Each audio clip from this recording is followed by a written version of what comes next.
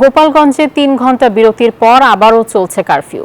বহাল থাকবে আগামীকাল শনিবার সকাল ৬টা পর্যন্ত। জেলায় স্থিতিশীলতা ফেরাতে কাজ করে যাচ্ছে আইন শৃঙ্খলা বাহিনী। গ্রেপ্তার অন্তত ৪৫ জন। এদিকে সহিংসতার ঘটনায় সন্ত্রাস বিরোধী আইনে মামলা দায়ের করেছে পুলিশ। তবে ৫ জন নিহতের ঘটনায় এখনও কোনো মামলা হয়নি। জাতীয় নাগরিক পার্টি এনসিপির মার্চ টু গোপালগঞ্জ কর্মসূচি ভণ্ডুল করতে হামলা চালায় নিষিদ্ধ ছাত্রলীগ, আওয়ামী লীগের শত শত নেতাকর্মী। গত বুধবার দুপুরের পর সমাবেশস্থল ঘিরে ধাওয়া পাল্টা ধাওয়া থেকে পরিস্থিতি রূপ নেয় রক্তক্ষয়ী সংঘর্ষে।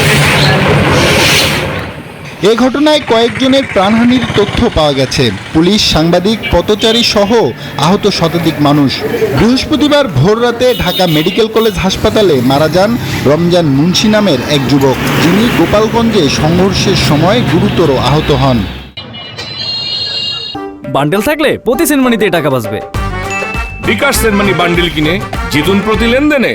সংঘর্ষ সহিংসতার পর থেকে এখনও থমথমে গোপালগঞ্জ। কারফিউ জারি করে পরিস্থিতি নিয়ন্ত্রণের চেষ্টায় আইন শৃঙ্খলা বাহিনী। গ্রেফতার কয়েক ডজন। এনসিপির সমাবেশ ঘিরে হামলা সহিংসতার 2 দিন পর শুক্রবার সন্ত্রাস বিরোধী আইনে মামলা দায়ের করেছে পুলিশ। মামলায় ৭৫ জনের নাম উল্লেখ করা হয়েছে, আর অজ্ঞাত আসামি 400।